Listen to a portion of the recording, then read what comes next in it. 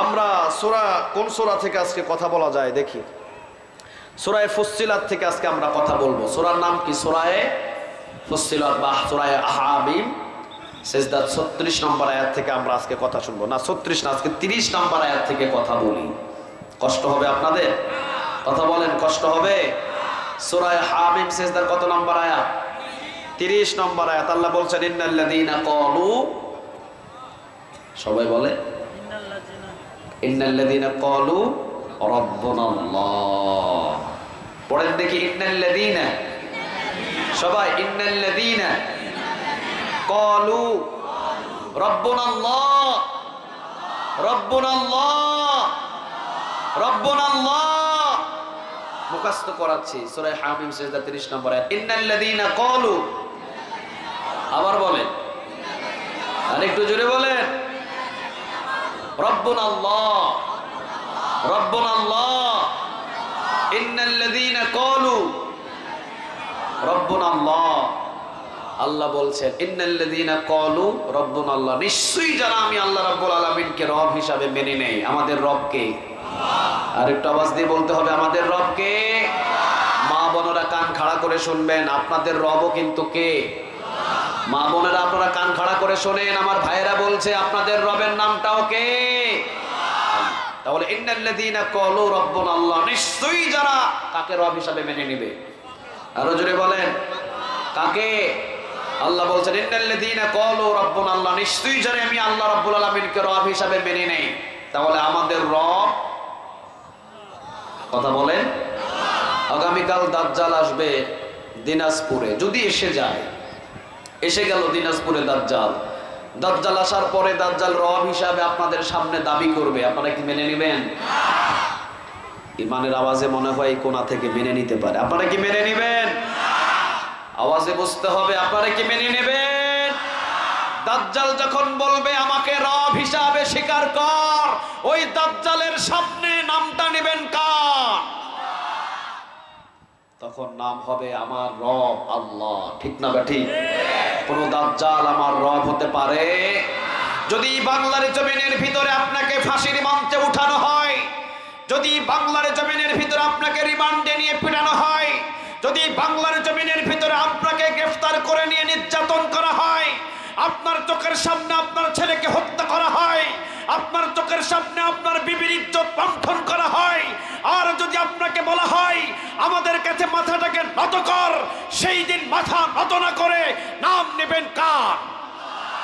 আল্লাহ সেই কথাই বলছেন ইন্নাল্লাযীনা ক্বালু রাব্বুনাল্লাহ, নিশ্চয়ই যারা আমি আল্লাহ রাব্বুল আলামিনকে রব হিসাবে মেনে নেই, তাকে ফাঁসির মঞ্চে নিয়ে যাওয়া হবে, তাকে জিজ্ঞাসা করা হবে, যদি আমাদেরকে মেনে নিস, আমাদের কাছে মাথা নত করিস, তাহলে আজকে তোকে ফাঁসির মঞ্চ থেকে মাফ করে দেওয়া হবে। লিল্লাহে তাকবীর, আল্লাহু আকবার। সেই ফাঁসির মঞ্চ থেকে সেই ব্যক্তিটা নাম নিবে কার? সে বলবে আমি ফাঁসির রশি খাসি মুখে পড়তে চাই, কারণ আমার মালিক একজন, তিনি কে? ওই মালিকের মাথা কাছে মাথা নত করা ছাড়া পৃথিবীর কোন জালিমের কাছে আমার মাথা নত হতে পারে? সূরা হামিম সিজদা বা সূরা ফুসসিলাতের 30 নম্বর আয়াতে বলছেন ইন্নাল্লাযীনা ক্বালু রাব্বুনাল্লাহ। মনে হয় নাই? পড়েন ইন্নাল্লাযীনা ক্বালু রাব্বুনাল্লাহ। আল্লাহ বলছেন নিশ্চয়ই যারা আমি আল্লাহ রাব্বুল আলামিনকে রব হিসাবে মেনে নেয়, তাহলে আমাদের রবের নাম কি? আরো জোরে বলেন, আল্লাহ। আল্লাহ যদি কেউ ডাক দেয় 40টা নেক আমলনামায় জমা হয়ে যাবে। মোহাব্বত করে ডাক দেন তো দেখি আল্লাহ। আর একটু জোরে বলেন আল্লাহ। আর একটু জোরে বলেন আল্লাহ।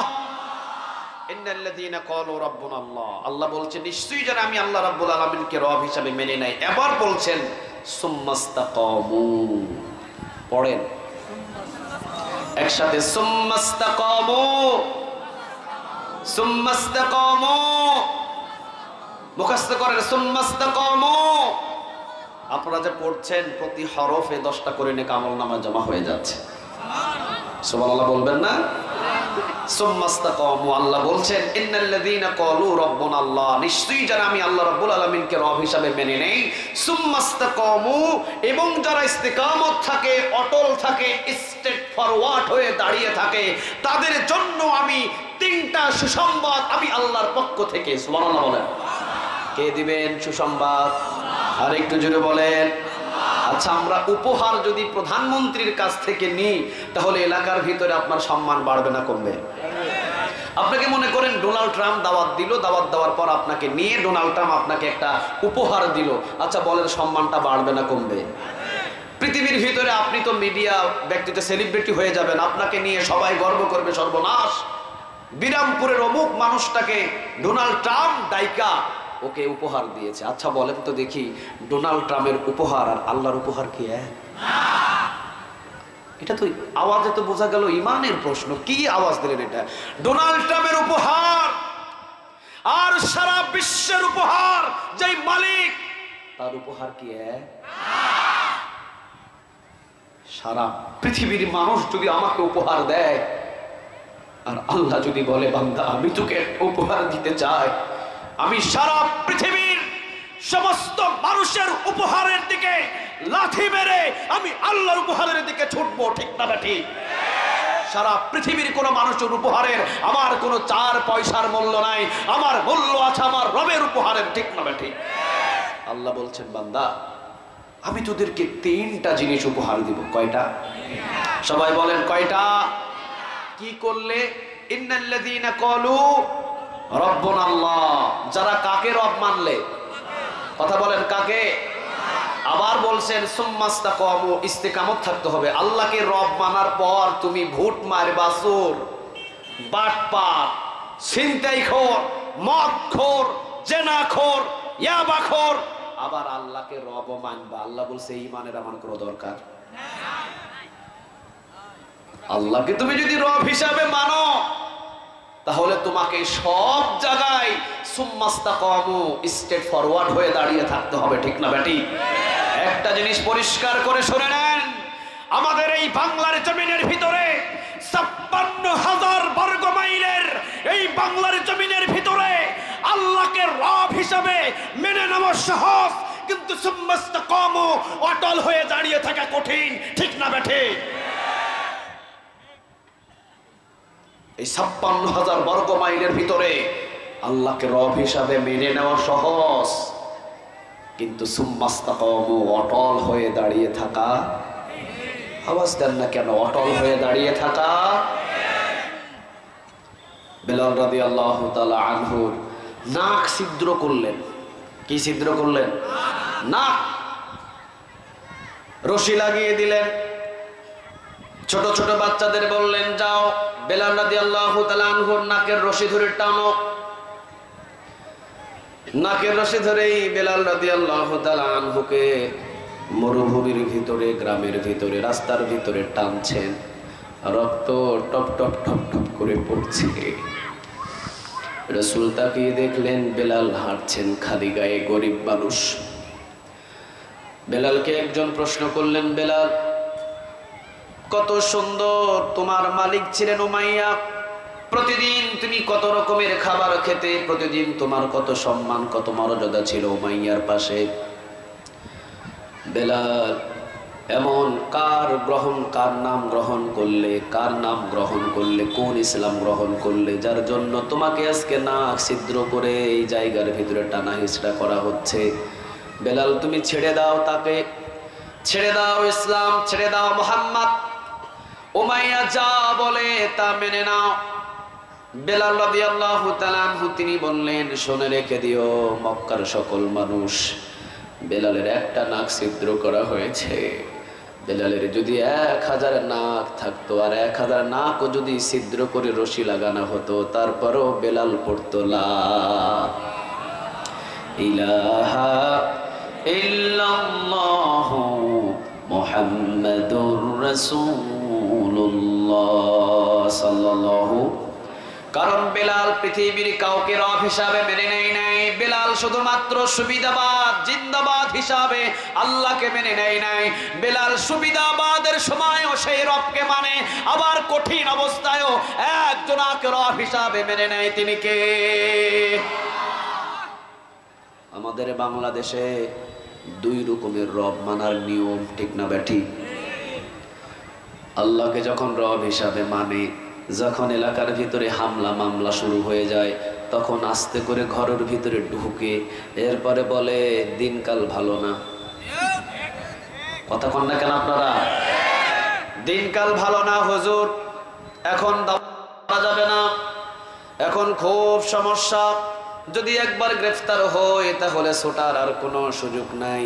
আরে বেটা তুই ছুটবি কেমনে? তোকে ছুটাবে কে? আরো জোরে বলেন না।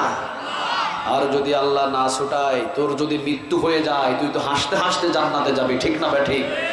কত সাহাবী আল্লাহর কাছে কান্না করেছে, শহীদের মৃত্যু দাও, কিন্তু তাদের মৃত্যু বিছানায় দিয়েছেন তিনি কে? শহীদের মৃত্যু সবার হয়? আরো জোরে বলেন হয়। মৃত্যু কে দেয়? আরো জোরে বলেন। ইযা জাআ আজালুহুম লা ইস্তাখিরুনা সাআতাও ওয়া লা ইস্তাকদিমুন। মৃত্যুর ঘন্টা না বাজা পর্যন্ত আপনাকে কেউ মৃত্যু দিতে পারে।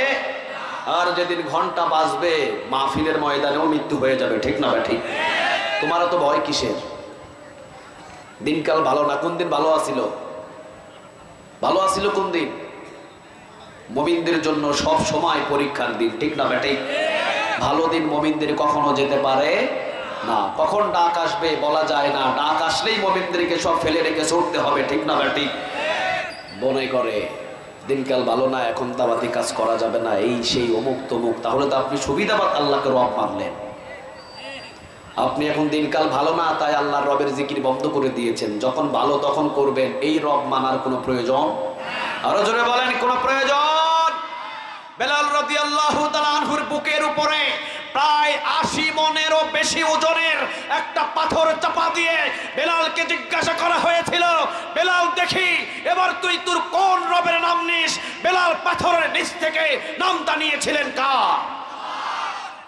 বেলাল বলেছিলেন, যতক্ষণ আমার নিঃশ্বাস আছে ততক্ষণ আমার যেমনই পরিস্থিতি হোক আমার রবকে আমি কখনো ভুলে যাব না।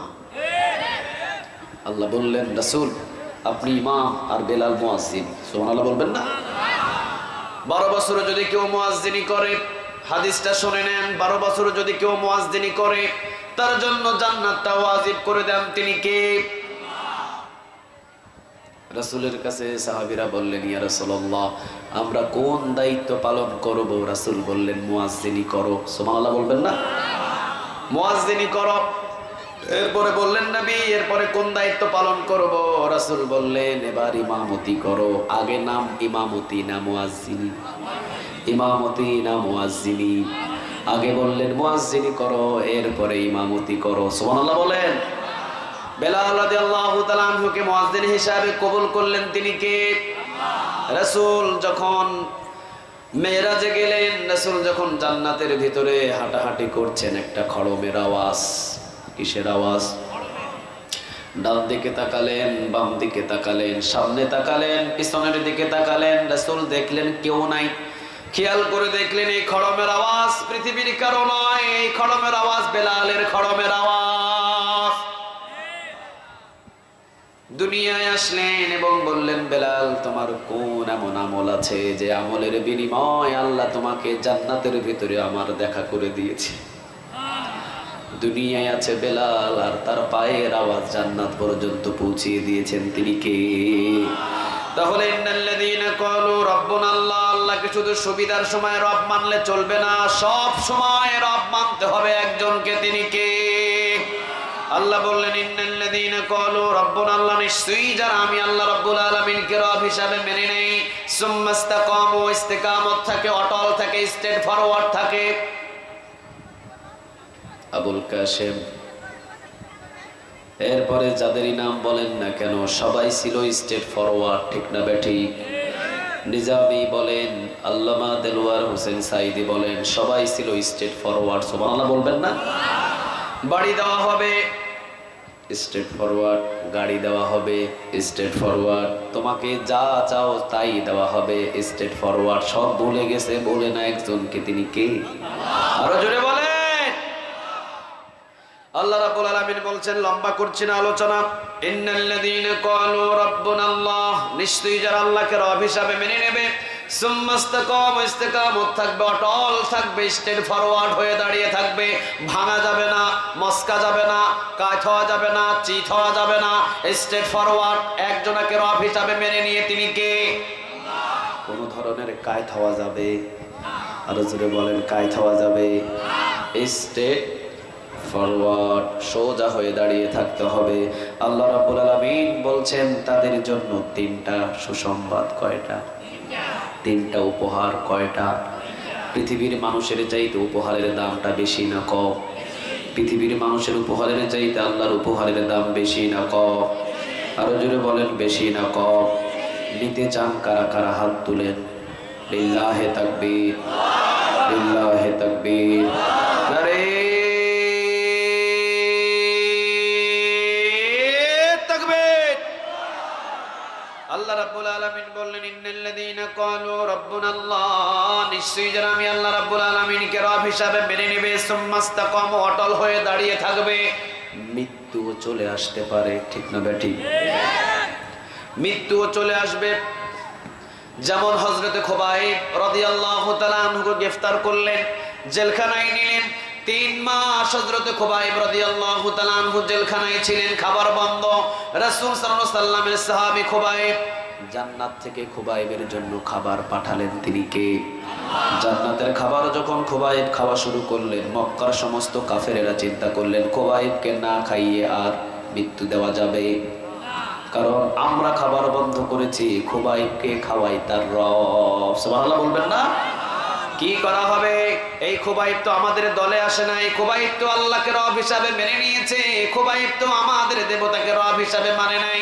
খুবাইবের কাছে যাও, একটা বার্তা নিয়ে যাও, খুবাইব কাকে মানবা? খুবাইব বললেন, লা ইলাহা, লা ইলাহা ইল্লাল্লাহু মুহাম্মাদুর রাসূলুল্লাহ সাল্লাল্লাহু। খুবাইব বললেন, আল্লাহকে ছাড়া আর কাউকে রব হিসাবে মানি।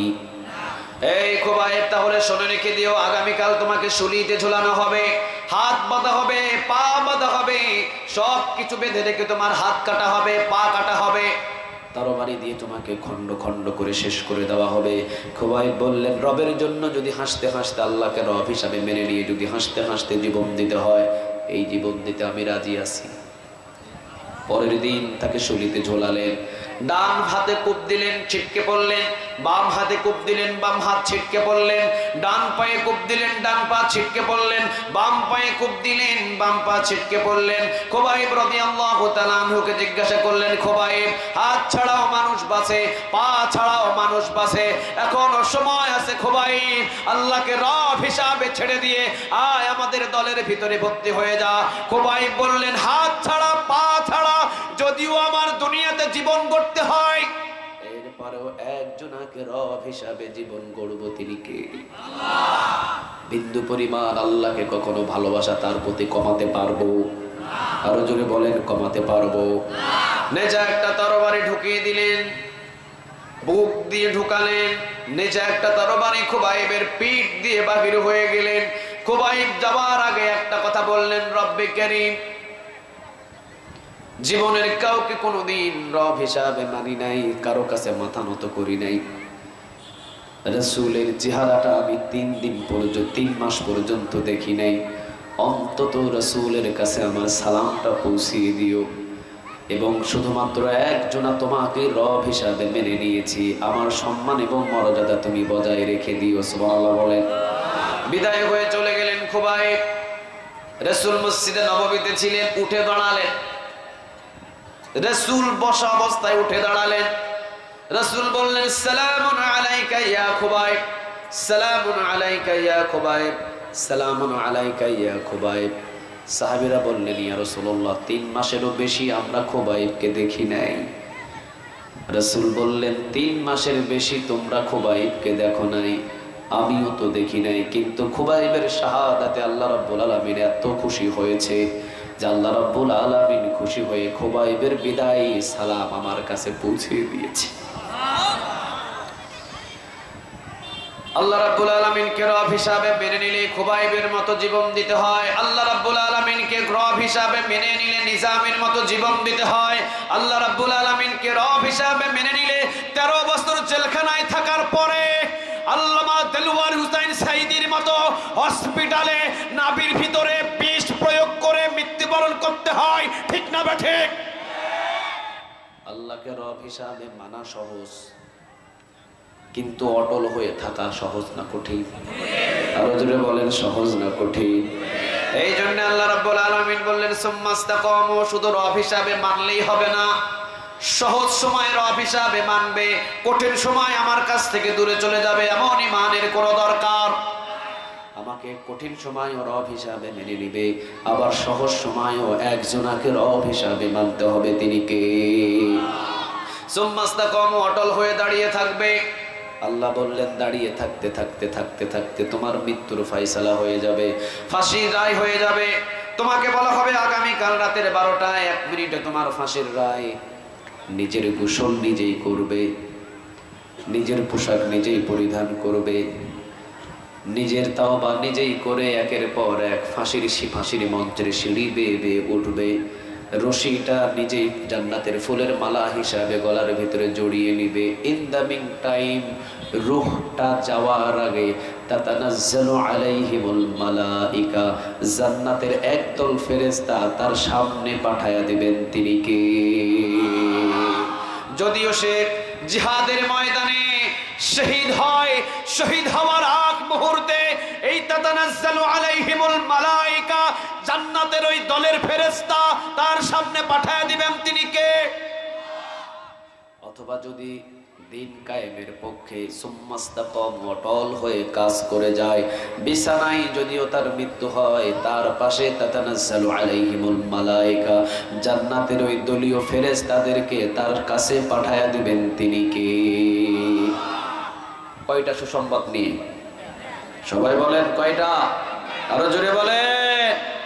3টা সুসংবাদ নিয়ে জান্নাতের ফেরেশতাকে আল্লাহ পাঠাচ্ছেন। যাও, আমি আল্লাহ রাব্বুল আলামিন জান্নাতের ফেরেশতা তোমাদের মাধ্যমে আমার বান্দার কাছে 3টা সুসংবাদ, 3টা উপহার দিয়ে পাঠালাম।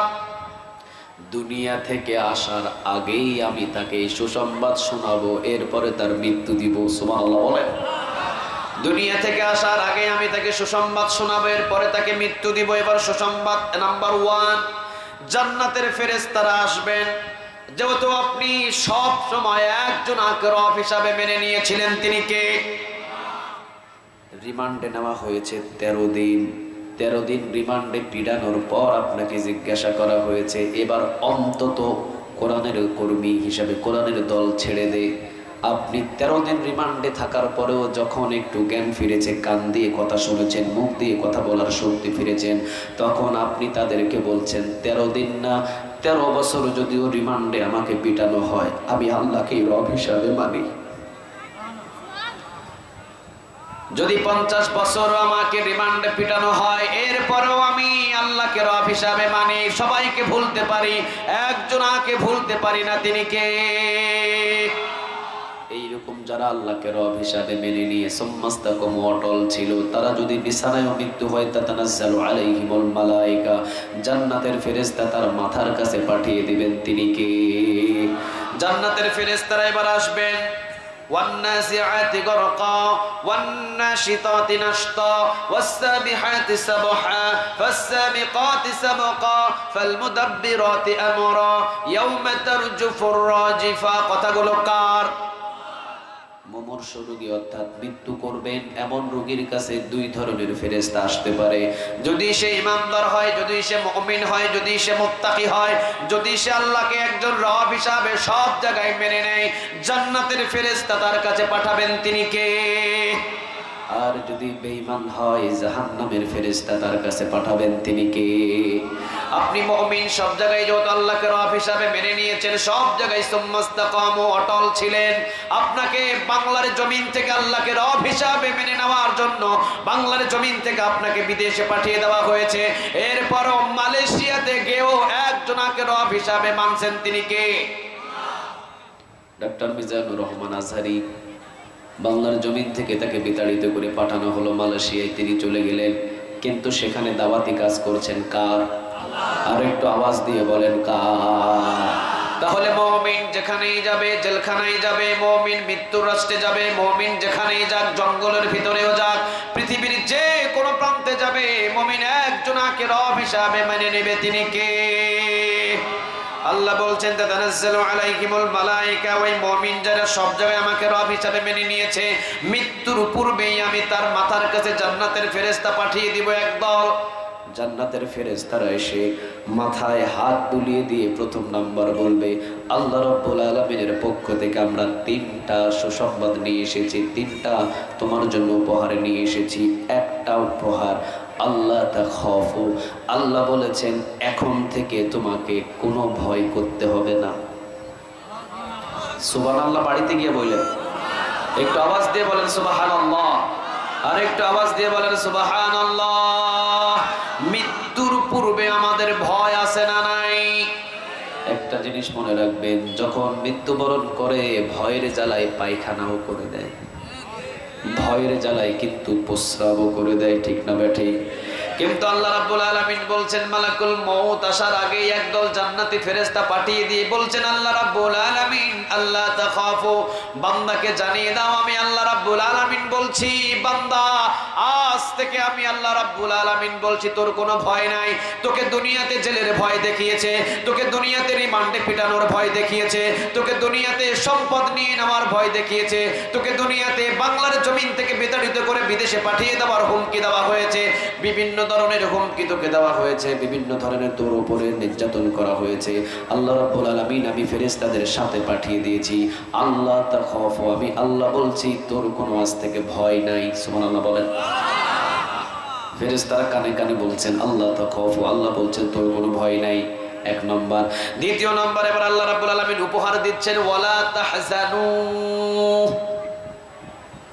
ওয়ালা তাহজানু, ওয়ালা তাহজানু। আল্লাহ রাব্বুল আলামিন বলছেন বান্দারে এই মুহূর্ত থেকে তোর আর কোনো চিন্তা নাই। মানে তোর চিন্তা হলো মৃত্যুর পরে কবরের ভিতরে ঢুকে তোর কি অবস্থা হবে, তোর একটা চিন্তা আছে। কবরের মাটি তোকে কতটুকু চাপ দিবে, তোর একটা চিন্তা আছে।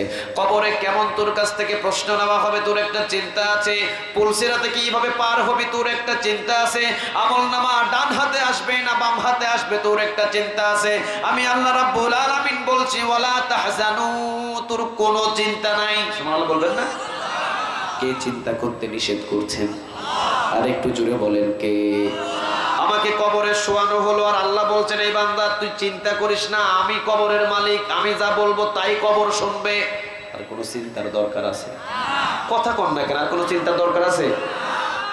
আল্লাহ বলছেন ওয়ালা তাহজানু, আমার জান্নাতের ফেরেশতারা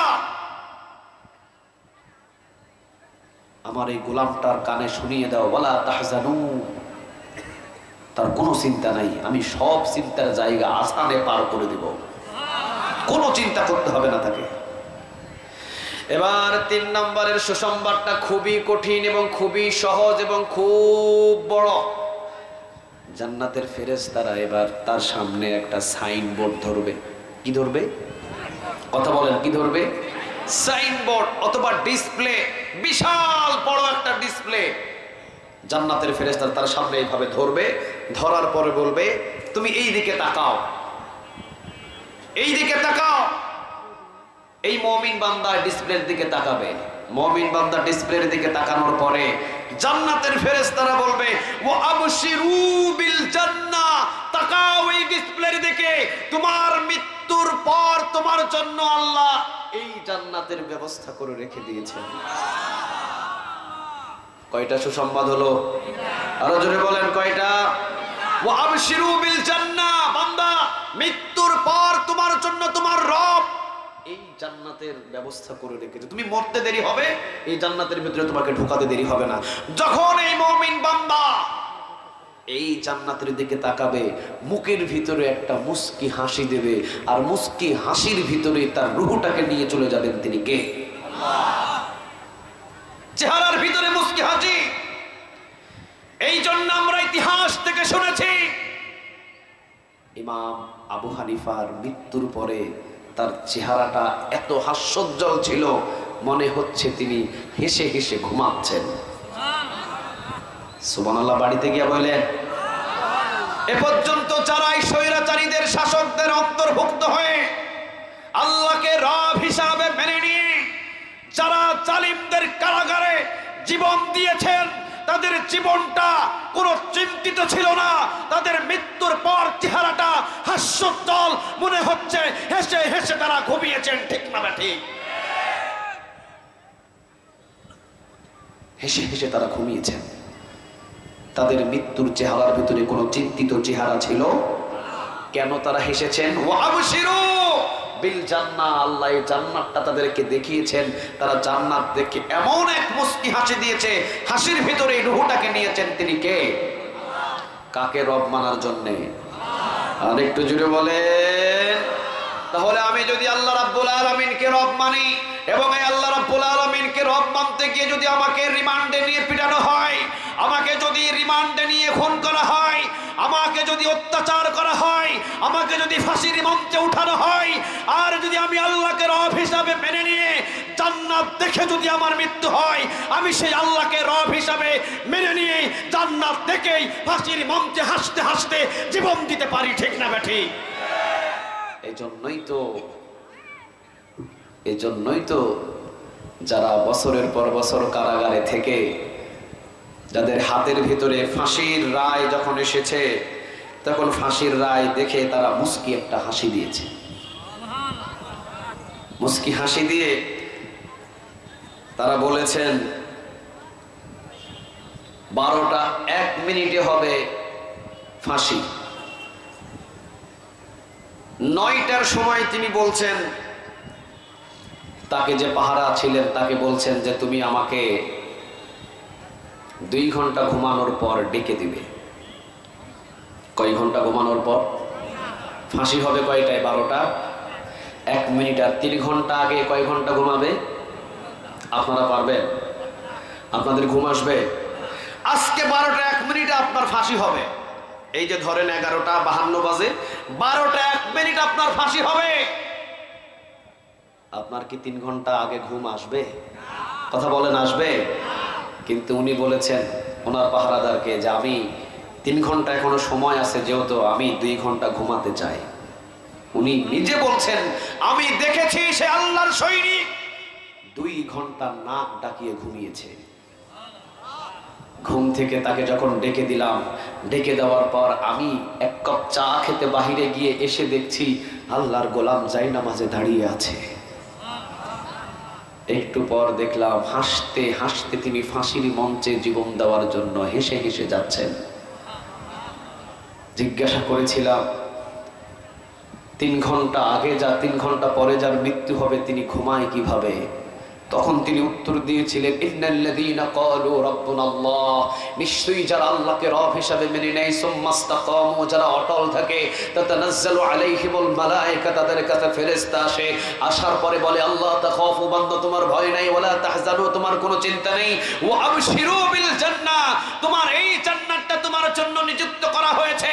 কাজেই আমি আল্লাহকে রব হিসাবে মেনে নিয়ে যদি আমাকে ওই ফাঁসির মঞ্চে যেতে হয়, তাহলে বুঝতে হবে আমার জান্নাত দেখে মৃত্যু হবে। এই মৃত্যুতে আমার কোনো চিন্তা নয়, এই মৃত্যুতে আমার আনন্দ আনন্দ আনন্দ। আল্লাহু আকবার। আমরাও যদি এইরকম পরিস্থিতি আসে, আমরাও হাসতে হাসতে জীবন দিয়ে দিব ইনশাআল্লাহ। ইনশাআল্লাহ মৃত্যুর আগেই আমাদেরকে জান্নাত দেখাবেন তিনি কে? আর জোরে বলেন কে? আল্লাহ আমাদের সবাইকে, আল্লাহ আমাদের সবাইকে সব জায়গায় তোমার রব হিসাবে মেনে দিয়ে অটল থাকার তৌফিক দান করুন। বলেন আমিন। আর একটু জোরে বলেন আমিন।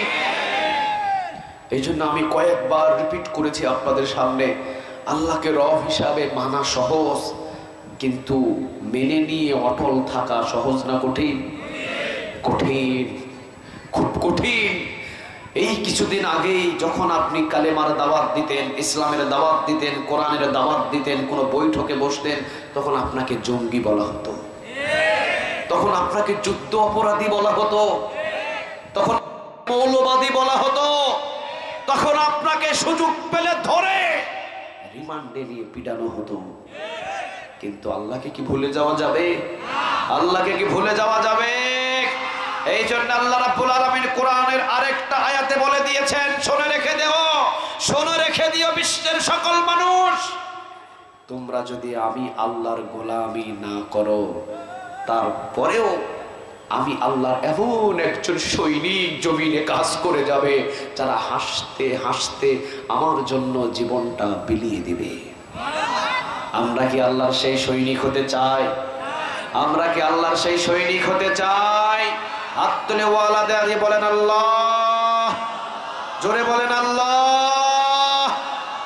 আল্লাহ আমাদেরকে সেই সৈনিক হিসাবে কবুল করে নাও। জোরে বলেন আমিন, আরো জোরে বলেন আমিন। সূরা হামিম সিজদার 30 নম্বর আয়াত থেকে যতটুকু আলোচনা শুনলাম, আলোচনার মূল বিষয় ছিল রব আমরা কাকে মানব? এক জায়গায় না সব জায়গায়? এক জায়গায় না সব জায়গায়? সব জায়গায় রব হিসাবে মানার পরে আমরা সম্মাস্তাকম অটল থাকবো না ভেঙে পড়বো? অটল থাকবো না ভেঙে পড়বো? জীবন যদি চলে যায় জীবন দিব, কিন্তু পিছুটান নিব? পিছুটান নিব? তাহলে আমাদেরকে কয়টা সুসংবাদ দিবেন? এক নাম্বার আল্লাহ তাখাফু, তোমার কি নাই? ভয় নাই। 2 নাম্বার ওয়ালা তাহজানু, তোমার কি নাই? চিন্তা নাই। আর জান্নাত দেখায়া মৃত্যু দিবেন তিনি কে? তাহলে আল্লাহকে রব হিসাবে মেনে নিয়ে মরতে আমাদের কোনো অসুবিধা নাই। যতটুকু আলোচনা হলো আমরা যেন এর উপরে আমল করতে পারি। আল্লাহ তুমি আমাদের সবাইকে কবুল করো। আর একটু জোরে বলেন আমিন। আগামীকাল আসবেন তো ইনশাআল্লাহ? আগামীকাল আসবেন তো ইনশাআল্লাহ?